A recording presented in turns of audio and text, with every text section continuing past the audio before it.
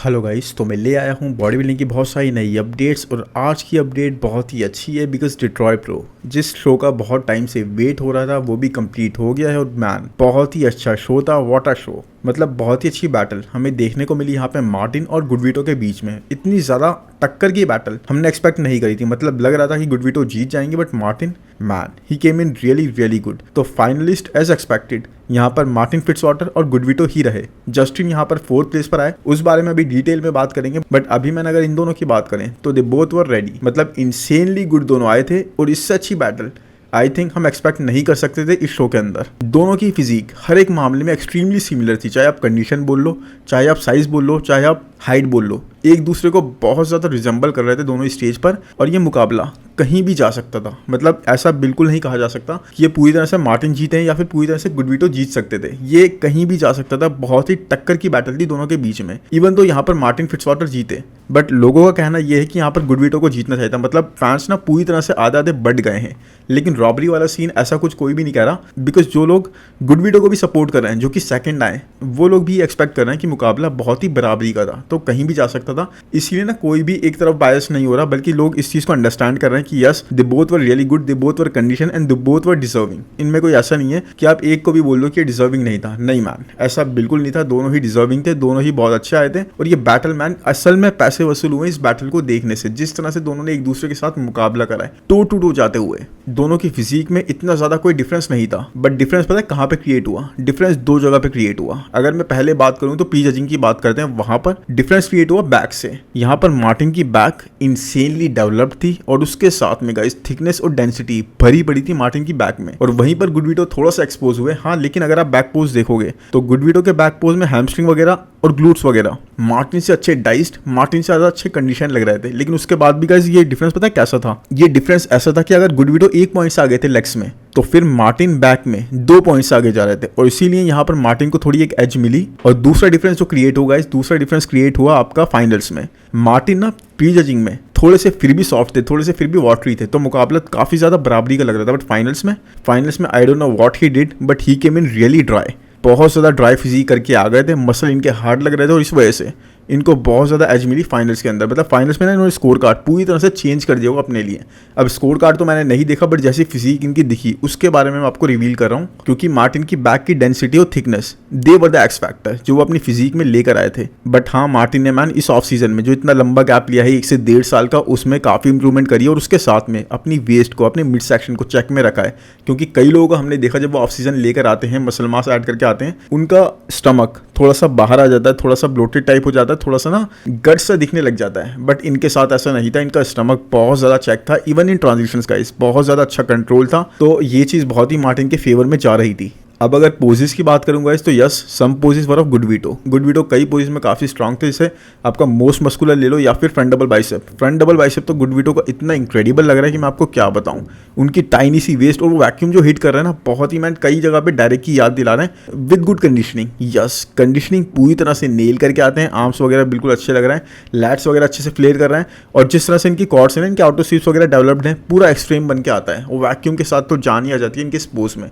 तो उस पोज में तो इनको कोई बीट नहीं कर रहा था, यहाँ पर मार्टिन भी बीट नहीं कर रहे थे। बट उसके अलावा गाइस साइड पोजेस वगैरह में थोड़ा मार्टिन ना अपनी हैमस्ट्रिंग के बेस पे, इनकी हैमस्ट्रिंग क्योंकि बहुत ज़्यादा हैंग कर रही थी, अच्छी डेवलप्ड थी, वहाँ पर थोड़ी सी एज बना रहे थे। लेकिन हाँ, बैक में पूरी तरह से इन्होंने गेम चेंज कर दिया मार्टिन ने। अगर यहाँ पे गुडविटो थोड़ी सी इंप्रूवमेंट्स करते हैं, जो कि over the time he is going to do, because Goodwito ने प्रूव कर दिया कि इनमें कितना पोटेंशियल है। लोग अब इनके बारे में ना कोई भी कम बात नहीं करेगा। Everybody is going to respect him, क्योंकि मैन दूसरा शो है इनका ये प्रो शो, और इसमें काफ़ी इंप्रूवमेंट करके आया। मतलब ये इनका बेस्ट पैकेज रहा अभी तक का, यानी कि लास्ट शो से भी he was improved, he was dry, he was really peeled. और मार्टिन की नहीं है, जैसे मैंने आपको बताया था कि मार्टिन फिट्जवाटर को आर्नोल्ड क्लासिक का इनवाइट रिजेक्ट कर दिया गया था। मतलब वो कंपीट करना चाहते थे आर्नोल्ड क्लासिक में, बट इनको इनवाइट ही नहीं दिया गया। इनको मना कर दिया गया कि आप यहाँ पे कंपीट नहीं कर सकते, बिकॉज आर्नोल्ड में आप जानते हो कि इनवाइट बेस पे कंपेटिटर्स कंपीट करते हैं। तो मार्टिन के लिए ये चीज़ एक बहुत ही अच्छी हुई, क्योंकि अब इस चीज़ को इन्होंने एज अ मोटिवेशन यूज़ करा। और उसके बाद देख लो, अब डिट्रॉय प्रो के चैंपियन बन चुके हैं ये। अब देखो, कुछ लोगों का कहना क्लियरली ये है कि I don't know how he won. लोगों को समझ नहीं आ रहा कैसे ये जीत गए, बिकॉज गुडविटो इनसे बिगर थे थोड़े से, डेफिनेटली शार्पर भी लग रहे थे कई पोजिस में, हैवियर थे, वो तो आपको पता ही है, प्लस बेटर प्रपोर्शंस। कई पोजिस में ना उनके प्रपोर्शंस बहुत अच्छे लग रहे थे, कंडीशन ज़्यादा अच्छी लग रही थी। But same can be said for Martin Fitzwater as well. अगर यहाँ पर गुडविटो जीतते हैं ना तो सेम ही चीज़ है, सेम ही पॉइंट्स यहाँ पर दूसरे लोग उठा रहे होते हैं और वो उस टाइम पे उठाए थे मार्टिन के फेवर में, क्योंकि मैन मुकाबला था ही इतना बराबरी का, आप किसी एक को फेवर सही तरीके से कर ही नहीं सकते। मतलब एक के जीतने पे ना आप दूसरे के लिए पॉइंट्स रेस जरूर करोगे। इतना अच्छा बैटल हमें देखने को मिली है, एक बहुत ही फ्रेंडली राइवलरी और बहुत ही अच्छे वे में।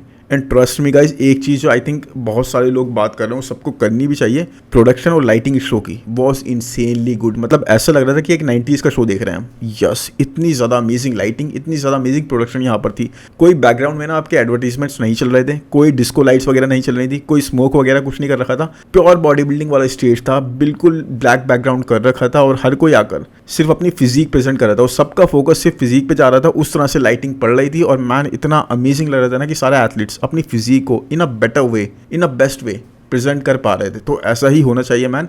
और वही है कि फवाद को आप कितनी भी हेट कर लो, जैसे कि लोग बॉडी बिल्डिंग इंडस्ट्री में कर रहे हैं, because he passes on some comments and all, but उसके बाद भी गाइस आप इस फैक्ट को डिनाई नहीं कर सकते कि he knows what actual body building is, किस तरह से इस चीज़ को रेस्पेक्ट करनी चाहिए, किस तरह से show must be put on. और इन्होंने वो चीज़ करके दिखाई है। प्राइज मनी देखो कितना अच्छा था, $25,000, $10,000 एंड $5,000। मतलब $5,000 ना किसी किसी शो में विनर को भी नहीं मिले थे, जैसे मैं अगर इंडिया के शो की बात करूँ तो। लेकिन आप देखो यहाँ पे थर्ड प्लेसर को $5,000 मिले और फर्स्ट प्लेसर को 25,000 और गुडविटो देखो $10,000 का चेक लेगा यहाँ पर सेकंड आकर भी। तो that is a very good amount और बहुत ना जस्टिफाई करती है एथलीट्स के एफर्ट्स को। पूरी तरह से एक सपोर्ट मिली है एथलीट्स को, बॉडी बिल्डिंग को सपोर्ट मिली और सबके लिए एक एग्जांपल सेट हुआ है कि मैन इस तरह से भी आप शो पुट ऑन कर सकते हो, इस तरह से भी आप बॉडी बिल्डिंग को सपोर्ट कर सकते हो और इसी तरीके से करना चाहिए। बिल्कुल 90s वाला टाइम याद आ गया। No ads, no lighting, no smoke, just plain black background. Yes, अब देखो यहाँ पर जस्टिन रॉड्रिगेज भी थे, उनके बारे में ना कोई भी इतनी बात नहीं कर रहा, because I don't no man. इस बार उन्होंने कोच चेंज करे थे, उनसे एक्सपेक्टेड था, जैसे उनकी अपडेट्स आ रही थी कि कुछ इस बार बेटर हो सकता है because he is working with a new coach. उसके बाद भी ही सीम्ड रियली ब्लॉकी, मतलब अपना ब्लोटेड स्टमक लेकर आए थे वो। उसके साथ में उनके लेग्स आई थिंक एज की वजह से किसी वजह से बहुत ज़्यादा डाउन साइज लग रहे थे और आई थिंक उनको फुलनेस देने के लिए इन्होंने ज़्यादा कार्ब लोड कर लिया और फिर ब्लॉकी से हो गए, ब्लोटेड से हो गए और काफ़ी ज़्यादा इनका मिड सेक्शन ख़राब सा लग रहा था। वो बात थी ही नहीं। तो थर्ड प्लेस पे भी जस्टिन यहाँ पर नहीं आ पाए, जस्टिन आए यहाँ पर फोर्थ प्लेस पर। आई डोंट नो अब इनके लिए आगे क्या बचता है, क्योंकि न्यू कोच के साथ काम करने पे भी ऐसे रिजल्ट्स आए तो आई डोंट नो मैन, इनको सोचना पड़ेगा इस बारे में। वैसे जहाँ तक सुनने में आया था कि न्यूयॉर्क प्रो में कम्पीट करने वाले हैं, तो मैन न्यूयॉर्क प्रो में आपको लगता है कि निक वॉकर के अगेंस्ट कम्पीट करके एक पूरी प्रेप करके ये खुद को सही सिचुएशन में डाल रहे हैं। मतलब खुद की बॉडी तो सफ़र होगी और आपका जीतने का कोई चांस भी नहीं है। तो आई डोंट नो, इनको रीवैल्यूएट करना चाहिए सिचुएशन को और इनको क्या करना है, बिकॉज इनकी performance day by day, show by show गिरती ही जा रही है, चूँकि नहीं होना चाहिए। मुझे कहते हुए भी अच्छा नहीं लग रहा, बट जो है वो आपके सामने है। बाकी man Martin improved insanely, surprisingly, मतलब इतना एक्सपेक्ट नहीं करता। He did really really well. और गुडविटो वॉज एट हिज बेस्ट, अपने बेस्ट पर आए। लास्ट शो से बहुत ज़्यादा इंप्रूव थे और अब आने वाले हर शो में ना ये और भी ज़्यादा इंप्रूव होंगे, बिकॉज क्रिस हसी तो इनके कॉर्नर में है और पोटेंशियल पूरी तरह से लोगों को दिख गया इनके अंदर और लोग कह रहे हैं कि मैन ये क्वालिफाई कर जाएंगे, इनको एक दो और शो में कम्पीट करना। और ये तो जस्ट स्टार्टिंग है गाइस, मतलब आप देख रहे हो स्टार्टिंग के अंदर कितनी अच्छी बैटल्स ये कर रहे हैं सबके साथ में। तो मार्टिन को यहाँ पर मिला बेस्ट पोस्टर अवार्ड, तो 6 ही लोग थे तो 6 के अंदर इनको बेस्ट पोस्टर का अवार्ड मिल गया, जबकि गुडविटो को मोस्ट मस्कुलर का अवार्ड मिला, बिकॉज इन सब के अंदर सबसे ज़्यादा मसल मास यही कैरी कर रहे थे, यही होल्ड कर रहे थे, जो कि बनता भी था। बाकी जस्टिन को थर्ड प्लेस का अवार्ड भी नहीं मिला, आपको बता दिया मैंने, फोर्थ प्लेस पर आए और लेग्स की वजह से और एब्डोमिनल वगैरह की वजह से। तो वही है गाइस, गुडविटो ने लोगों को प्रूव कर दिया है कि इनके अंदर इनसेन पोटेंशियल भरा पड़ा है, ये इंप्रूव कर सकते हैं और बिग लीग में एक्चुअली में हैंग कर सकते हैं बड़े बड़े बॉडी बिल्डर्स के सामने। क्योंकि चलो यहाँ पर तो मार्टिन थे, बट वहाँ पर राफेल के सामने, टोनियो के सामने दोनों टॉप 10 प्लेसर हैं और उसके बाद भी अच्छी बैटल करी थी। मतलब कहीं भी ऐसा नहीं लग रहा था कि ही इज़ एन एमेच्योर, बिल्कुल न्यू बंदे हैं। तो एक well deserved victory for Martin Fitzwater. दोनों ने एक दूसरे को काफ़ी पुश करा, जो कि देखने में बड़ा मज़ा आया। काफ़ी इनके राउंड कराए गए और दोनों ना एक दूसरे को काफ़ी ज़्यादा चीयर अप भी कर रहे थे और पुश भी कर रहे थे एक दूसरे के पोजेस के साथ। कई बार तो इन दोनों को बोला भी नहीं जा रहा था, उसके बाद भी एक बंदा दूसरे को बोल रहा था कि चलो ये पोज हिट करते हैं, फिर दूसरा बंदा एक को बोल रहा था कि ये पोज हिट करते हैं। तो ये काफ़ी अच्छा देखने का सीन था। बाकी Goodwito only needs a little bit time, अब इनको थोड़ा सा ही टाइम चाहिए पकने का और उसके बाद मैन आई नो ये बहुत अच्छा परफॉर्म करने वाले हैं और इनको अभी खुश होना चाहिए। He should be really happy कि इन्होंने ऑलरेडी प्रूव कर दिया कि man he is a real deal. अब इनके बारे में कोई क्वेश्चन नहीं करेगा, फैंस अब अग्री करते हैं इनके पोटेंशियल को देख के और फैंस अब इनको ना फोटोशॉप वगैरह फिल्टर वगैरह इतना नहीं बोलेंगे, बिकॉज यस एक बार आप प्रूव कर दो ना उसके बाद सबके मुंह बंद हो जाते हैं। उन्होंने वही करा, उस वक्त उन्होंने कोई जवाब नहीं दिया कि मैन मेरी पिक्स वगैरह ऐसी हो रही है, मेरी अपडेट्स वगैरह ऐसी हो रही है, नहीं। लेकिन यहाँ पर इन्होंने जब करा तो मैन अब everybody is happy, everybody is supporting him. अब इनके वीडियोस देखो यूट्यूब पर, लोग कितने ज़्यादा इनके वीडियोस को लाइक कर रहे हैं और इनके व्यूज़ वगैरह ना बहुत ज़्यादा बढ़ गए हैं, बिकॉज ऑथेंटिसिटी इन्होंने लोगों को प्रोवाइड कर दी है, एक ट्रस्ट फैक्टर इन्होंने क्रिएट कर दिया है और अब वही इनको पे करेगा। बट अब व्हाट नेक्स्ट, अब इसके बाद इन्हें क्या करना चाहिए? तो मुझे लगता है ये आने वाले टाइम में आई थिंक टोरंटो प्रो या फिर कैलिफोर्निया प्रो वगैरह में कम्पीट कर सकते हैं। वहाँ का वीज़ा अगर इन्हें मिल जाए, बस इस पर डिपेंड करता है। लेकिन यस, चांसेस तो इनके हैं पूरे क्वालिफाई करने के। और मुझे लगता है गाइस, अगर हसन मुस्तफ़ा या फिर कोई ऐसा एथलीट्स हों जो इतने ज़्यादा टॉप टियर ना हो, तो वहाँ पर ये उनको बीट कर सकते हैं। Over the time he is improving and इनसे यही एक्सपेक्ट करा जा रहा है। बाकी आप मुझे बताओ इनको आप कौन सा शो पिक करना चाहिए। लेकिन अब इसी के साथ चलते हैं गाइस नेक्स्ट अपडेट पर, जो कि निक वॉकर की। एंड मैन, निक वॉकर इस वक्त इस अपडेट में ना 4 या 5 आई थिंक 4.5 वीक्स आउट हैं न्यूयॉर्क प्रो से। And he is looking just insane. जैसे एक म्यूटेंट दिखता है ना, बिल्कुल वैसे ही दिख रहे हैं अपने हल्क की फॉर्म में। ये स्लोली आते ही जा रहे हैं और हर किसी को पूरे रोस्टर पे जो चाहे न्यूयॉर्क प्रो में कम्पीट ना भी कर रहा हो, उसको भी एक नोटिस भेज रहे हैं कि मैन देखो, आई एम कमिंग। अभी चाहे यहाँ पर मैं न्यूयॉर्क प्रो में तुमसे कम्पीट ना करूँ, but I am coming for you. So I mean 4.5 weeks out के हिसाब से इस तरह की कंडीशनिंग, इस तरह की मसल सेपरेशन, इस तरह के श्रेड्स गाइस, मतलब आप देख रहे हो स्किन कितनी पतली होती जा रही है। डैम, डेल्ट्स की राउंडनेस देखो, चेस्ट डेफिनेटली इनका इंप्रूव हुआ है, जिसके बारे में काफ़ी ज़्यादा इनको फीडबैक मिला था लास्ट ईयर तक, बल्कि लास्ट ईयर तो इन्होंने कम्पीट ही नहीं करा। लेकिन हाँ, ओवर द टाइम इन्होंने चेस्ट अपना इंप्रूव करा है, काफ़ी ज़्यादा ब्रॉटअप दिख रहा है। सेपरेशन लुकिंग रियली वेल इनके, चाहे आप ट्रैप्स और चेस्ट में देख लो या फिर आप सेपरेशन इनके डेल्ट्स और आर्म्स में देख लो, सेपरेशन वो पता लग रही है, पील्ड होते जा रही है ओवर द टाइम। और मसल मास और भी ज़्यादा फ्रेम पर एडिड है और अभी ये इतने ज़्यादा फुलर नहीं लग रहे हैं गाइस, देख रहे हो आप। मतलब थोड़ा कार्ब्स वगैरह डाउन कर दिए गए होंगे अभी से, बिकॉज निक को ऑलरेडी पहले से ही पसंद है कि पहले से ही श्रेडिड होकर बैठ जाओ, उसके बाद एकदम से फुलनेस करके एकदम से ना एक्सप्लोड कर जाओ विथ मसल्स, और यही चीज़ निक करेंगे। तो यहाँ पर यस गाइज, एक चीज़ जो अजीब सी लग रही है, मतलब आपको हमेशा ही पॉइंट आउट होती है निक के बारे में कि इनकी कॉर्ड्स अभी भी थोड़ी सी डाउन साइज लग रही है। लेकिन वही है गाइज, एंगल भी आप देख लो, फ्रंट से लिया गया है, बिल्कुल सामने से या ऊपर की साइड से, तो इसलिए भी थोड़ा सा वो चीज़ लग रही है। बाकी इस चीज़ का एक्चुअल में तो हमें स्टेज पर ही पता लगेगा।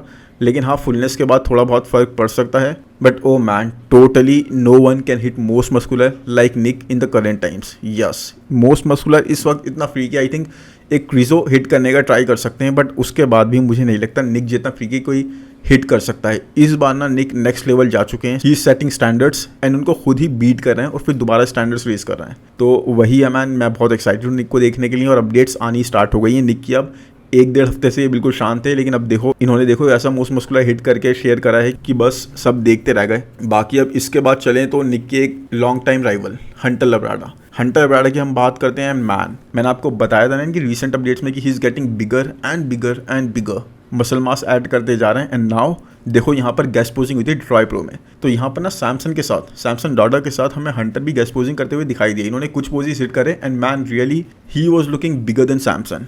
आप समझ रहे हो, मतलब सैमसन ऑलरेडी 300 पाउंड्स के ऊपर ऑपरेट करते हैं। अब आप बोलोगे हाइट का फैक्टर है, हाइट उनकी कम है, हाँ हो सकता है, लेकिन मैन उसके बाद भी हंटर कभी ऐसे नहीं दिखे। Hunter was looking really bigger than Samson. आप क्वाड्स में बोल लो, आप आर्म्स में बोल लो, आप इनकी लैट्स की विड्थ में बोल लो, हर चीज़ में man he was looking really gigantic. So clearly guys, Hunter is at is biggest, अपने सबसे ज़्यादा वेट पर ऑपरेट कर रहे हैं, लुकिंग फुलर, मोर मस्कुलर। बहुत ही अच्छी बात है इनके लिए, मसल्स इनके काफ़ी डेंसर साइड पर हो रहे हैं and he is ready to make a statement. Yes, इनको स्टेटमेंट बनाना ही, और आई थिंक इस शो से यहाँ पर गेस्ट पोजिंग में 2-3 पोस्ट करने से ना उन्होंने स्टेटमेंट तो बना दिया है कि जब लोग इनके बारे में इस तरह से बात कर रहे हैं, आपने सैमसन डॉडर को मतलब एक आउटसाइज करके दिखा दिया। बट ये बात भी है कि हंटर इस वक्त पीक पर है अपने ऑफ सीज़न की। अभी भी इनका ऑफ सीजन आई थिंक 1-1.5 महीना और चलने वाला है, उसके बाद ही प्रेप स्टार्ट करेंगे। तो सोचो आप कितने ज़्यादा बिगर और ये होते जाएंगे। अब ये 300 पाउंड्स भी टच करते हुए हमें दिख सकते हैं, जो कि टोटली पॉसिबल है। और उसके बाद गाइज, अगर इन्होंने कट डाउन करके 275 पाउंड या 280 पाउंड्स पर प्ले करा ना मिस्टर ओलंपिया, तो मैन आप समझ जाओ कितना फ्री की पैकेज होगा वो हंटर लब्राडा का। इतना ज़्यादा तो इनका कभी नहीं हुआ। आई थिंक 250 मैक्सिमम 250-252 के आसपास ये प्ले करते हैं, उससे ज़्यादा नहीं करते। बट इस बार he is really pushing himself in terms of everything, posing वगैरह एंड एवरीथिंग।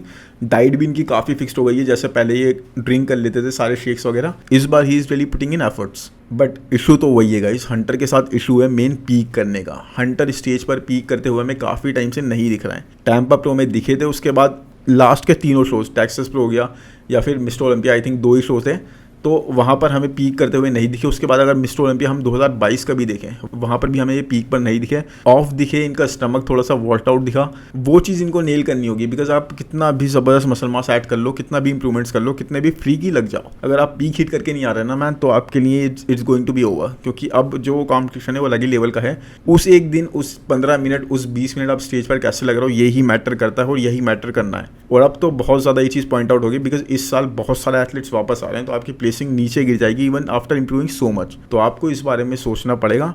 एंड अपने ऑफ सीजन को आप ले लो, अच्छी बात है, लेकिन पीक की भी आपको कुछ तैयारी करनी पड़ेगी कि आप पीक मिस ना करो। बाकी अब अगर चले हम नेक्स्ट अपडेट पर, तो वही गाइस हसन मुस्तफ़ा के बारे में। एंड हसन मुस्तफ़ा इन्होंने भी अपनी प्रेप स्टार्ट कर दी है। यस गाइस, इस वक्त ये हैं 8 weeks out from Toronto pro. अब देखो, टोरंटो प्रो इनका वो शो है जहाँ लास्ट ईयर इन्होंने कम्पीट करा था इयान विलर के साथ, और वहाँ पर इयान जीत गए थे और ये आए थे सेकंड। बट ये विक्ट्री इयान की, जैसे यहाँ पर हुई ना अभी डिट्रॉयट प्रो में, वैसे ही वहाँ पर भी इयान की विक्ट्री काफ़ी ज़्यादा क्लोज मैचअप था। एक बिल्कुल ये नहीं कह सकते थे कि बिल्कुल वही जीत रहे थे या फिर हसन मुस्तफ़ा टोटली हार रहे थे, नहीं, बिल्कुल क्लोज बैटल थी। कई लोगों का ये कहना था कि हसन को जीतना चाहिए था वहाँ पर, कई लोगों का कहना था कि सही था कि हसन नहीं जीते। तो बहुत ही क्लोज बैटल थी। बहुत अच्छा पैकेज हसन लेकर आए थे, तो अब वहीं पर इयान तो होंगे नहीं, because he has retired from competing. तो अब यहाँ पर हसन मुस्तफ़ा के चांसेस हैं जीतने के, अगर कोई और कम्पीट नहीं करता है ऐसा एथलीट तो।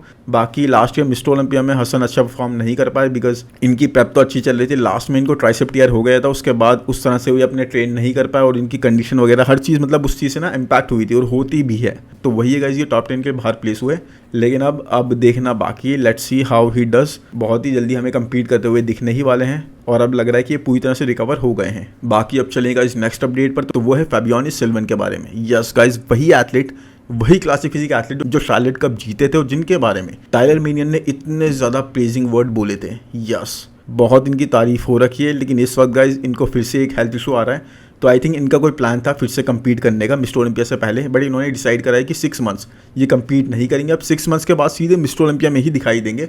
अब थोड़ा ये अपनी हेल्थ को चेक में रखने के लिए थोड़ा सा ऑफ जा रहा है, माइनर सा, और उसके बाद ये इंप्रूवमेंट्स का फेज स्टार्ट करेंगे। बट यस गाइस, इनके साथ वही इशू है कि हम जानते हैं लास्ट ईयर भी इन्होंने कम्पीट करने का बोला था, उससे पहले भी बोल रहे थे, काफ़ी टाइम ये कम्पीट नहीं कर पाए।